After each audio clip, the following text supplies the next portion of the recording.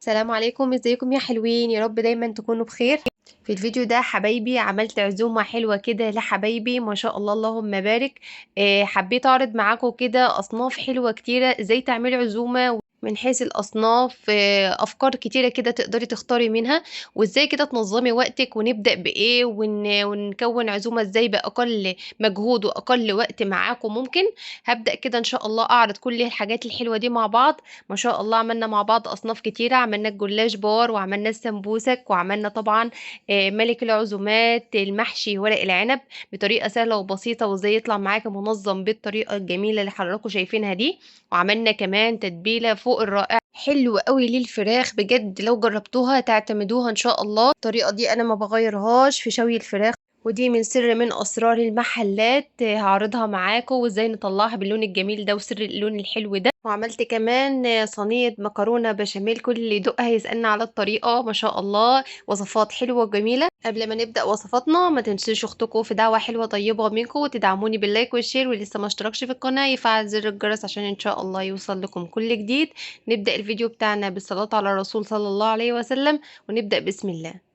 اول حاجه حبايبي بدات في تحضيرها الفراخ عندي حضرتها قبل العزومه بيوم. معايا هنا فرختين نضفتهم كويس قوي في محلول النقع اللي عملناهم مع بعض قبل كده، واتصفوا تمام. كل فرخه هتاخد معايا طماطميه واحده، فلفلايه واحده، بصلتين متوسطين او بصله واحده كبيره. تمام، انا هنا ضاعفت الكميه عشان خاطر اعمل فرختين. تمام، وطبعا ما تنسوش قرن فلفل حامي بيدي تيست حلو قوي. معايا كمان حوالي كده معلقه كبيره من الثوم المهروس. معايا كمان عدد ليمونتين، برضو كل فرخة بتاخد ليمونة واحدة، يبقى كل حاجة من الخضار حاجة واحدة بس. تمام، هبدأ كده في البهارات الفراخ الحلوة جدا. هيكون معايا فلفل أسمر، كمون، بابريكا، بهارات فراخ، كزبرة، ومعايا جنزبيل وشوية ملح، وطبعا مكعب مرق من كل حاجة معلقة كده كبيرة.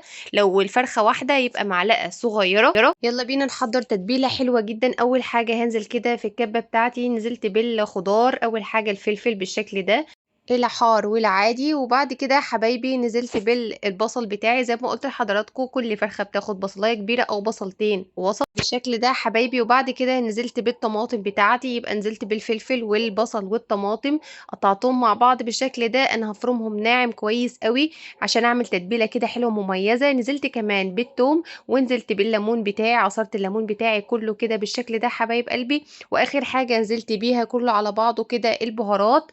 كده ما شاء الله انا بحضر تتبيله مميزه زي افخم المحلات. تتبيله سهله وبسيطه جدا، وعلى قد سهولتها ما شاء الله بتدي تست حلو قوي للفراخ. جربوها وعلى ضمانتي هتعتمدوها ان شاء الله وهتدعوا لي كمان. هبدا كده يا حبايبي بالشكل ده، فرمتها ناعم. بص اللهم بارك. هنا كمان ضفت معلقه كبيره من الخل، معلقه كبيره من الزيت، وقلبتها تقليبه كمان. شوفوا ما شاء الله لون التتبيله وقوامها، ده القوام المطلوب وده كده التست المطلوب ليها. بعد ما اتأكدت ليه الفراخ بتاعتي اتصفت تماما، نضيفة زي الفل بالمناديل كده. هبدأ انشفها تماما كده من اي زوايد مية فيها بالشكل ده حبايبي. الفراخ بتاعتنا نضيفة زي الفل، اهم حاجة بس تكون تتصفى كويس قوي عشان تشرب التتبيلة بسرعة على طول. زي ما قلت لحضراتكم الخطوة بتاعت الفراخ دي عملتها قبل العزومة بيوم عشان تتبل معايا وتشرب التتبيلة، ودي تركية مهمة جدا. وعشان كده الفراخ تتشرب التتبيلة تماما، هبدأ كده بطرف السكينة هعمل فيها فتحات كده عشان التتبيلة تتوغل في الفراخ كلها، وتبقى الفص كله او الفراخ كلها ما شاء الله اخده من طعم التتبيلة وشرباه كويس قوي. الخطوة دي مهمة جدا حبايبي. هبدأ كده فتحات بالشكل ده كده، وبعد كده هبدأ كده بره وجوه بالتتبيلة بإيدي كده. هعمل لها كده تدليك كويس قوي بره وجوه وتحت الجناح وفي الفتحات اللي عملتها. انا عايزة الفراخ بتاعتي تتشرب من التتبيلة الخطيرة ديت عشان تديكي كده طعم مميز حلو جدا. اللهم بارك ما شاء الله. بالشكل ده حبايبي كده جوه وبره وتحت الجلد. انا هنا سايبه شويه جلد بساط خالص خالص عشان تديني كده لون حلو مميز. وبورق الاسترتش بتاعي هغطيها اسيبها في التلاجة ليلة كاملة. ودي من تحضيرات قبل العزومة بيوم، منها كمان تتشرب التتبيلة بالشكل ده. وبرده من تحضيرات قبل العزومة بيوم حضرت كده محشي ورق العنب. لفيته وحضرته كل حاجة، واقف بس على التسوية في يوم العزومة. تمام، نزلت بشوية زيت وعليهم كده بصلتين كبار بالشكل ده مفرومين ناعم. هقلبه كده، انا عايزاه ياخد بس تخديله بسيطه، مش عايزاه ياخد لون. بعد ما قلبته كده واتخدل معايا، نزلت عليه بعصير الطماطم. العصير الطماطم دي انا مفرزاها. طب لو انت مش مفرزه، بتعصري طماطم بربع كوبايه ميه، اهم حاجه تكون تقيله جدا. بدات انزل بالصلصه بتاعتي بالشكل ده، هقلبها تقليبه حبايب قلبي. بص ما شاء الله، ده القوام المطلوب بتاع صلصة المحشي. تمام. هبدأ الوقت انزل بمعلقة كده كبيرة من السكر بيظبط لي كده حموضة الطماطم. نزلت كمان بنص مقادير البهارات، معايا كزبرة ومعايا فلفل ومعايا كمون وشوية من النعناع الناشف وشوية ملح. كل حاجة كده معلقة صغيرة، ما عدا الكزبرة والنعناع معلقة كبيرة. قلبت الكلام الحلو ده كله مع بعضه، وكده صلصة الطماطم جاهزة. هسيبها تبرد تماما. هنحضر طبق غويط كده. نزلت ببصلاية مفرومة ناعم ني كده بالشكل ده، ونزلت عليها كمان بتوم مهروس. نفس البهارات اللي ضفتها على الصلصة هضيفها على البصلة بتاعتي. كمون، كزبرة، نعناع، وكمان شوية من الفلفل وشوية ملح. هديها كده عصرة حلوة كده لحد لما اخد العصارة او الطعم بتاع البصلة. هنزل عليها كده بالرز المصري مغسول ومتصفي، بس اهم حاجة ما نقعوش. وبعد كده هنزل عليه بالشبت والبقدونس والكزبرة بالشكل ده حبايبي. خضرة المحشي نزلت عليها كده، وبعد كده الصلصة بتاعتي اللهم بارك بعد ما بردت تماما. هقلب كده كله مع بعضه. اهم حاجه تكون الصلصه مش كتيره جدا فيها بالشكل ده حبايبي اللهم بارك. لف ورق العنب سهل جدا يا جماعه. تقدروا اي حد كده يلف ورق العنب بكل سهوله جدا.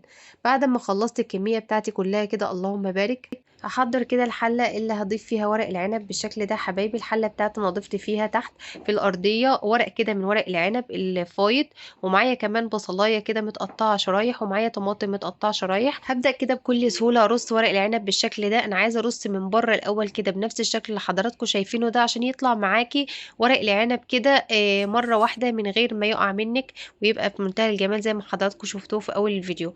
رصيت كل الكميه بنفس الطريقه كده، وخلصت الحله بتاعتنا. هسيب مساحه بسيطه كده للتسويه. نزلت بشريحتين ليمون، وبكده كمان ورق العنب معايا جاهز. هسيبه في التلاجة يطلع على التسويه على طول. هنا كمان حبايبي هبدأ أحضر عصاج اللحمة. عصاج اللحمة هنا هنحضر منه 3 وصفات. أول حاجة حبايبي، نزلت كده بكمية حلوة من الزيت وكمية حلوة من البصل، لأن أنا هنا عاملة حوالي كيلو ونص من اللحمة. نزلت بحوالي 6 بصلات، يعني كل نص كيلو لحمة أخد معايا بصلتين. أول ما تبدأ تاخد لون تتشمع معايا كده، هبدأ أنزل عليها معلقة كبيرة كده من التوم المهروس، بتديها ريحة حلوة قوي. هبدأ أنزل بالبهارات ملح وشطة، ومعلقة كبيرة من بهارات اللحمة وكزبرة وكمون، كل حاجة معلقة كبيرة. هبدأ كده أقلبهم كلهم على بعض بالشكل ده حبايبي. نزلت هنا كمان بطماطمية واحدة مبشورة، بتديها طعم حلو أوي تيست حلو للعصاج بتاعنا. هبدأ أقلب كل الحاجات الجميلة دي كلها مع بعض، وبكده حبايب قلبي العصاج بتاعنا خلص. بدأت أحضر الجلاش بتاعي، عاملاه بطريقة حلوة أوي بطريقة البار. هنزله لكم بالتفصيل في فيديو تاني يا حبايبي عشان وقت حضراتكم. وكمان حضرت بالعصاج المكرونه البشاميل بكل سهوله بتكاتها وحركاتها، برضو هنزلها لكم بالتفصيل لان بجد طلعت خطيره. حضرت كمان شويه سمبوسك دي يا حبايبي مقبلات، تقدروا تعملوها وتختاروا اللي انتوا عايزينه، مش وجبه اساسيه. وكمان جربوا الفراخ بالطريقه الجميله ديت بسر الصوص كده الجميل اللي بينزل منها. الصوص ده كده انا بدهنه يديك اللمعه واللون التحفه الجميل دوت. بجد الاكل كله طلع خطير، كل الوصفات جميله جدا. وبكده خلصت كل المنيو معايا ما شاء الله اللهم بارك. حبيت كده كمان لكل فرد ياخد طبق مشكل كده من كل صنف من الاصناف بتاعتنا الجميله ديت. حطيت كده في كل طبق الجلاش مع قطعه من المكرونه البشاميل مع شويه سمبوسك مع قطعه الفراخ بتاعتنا الجميله.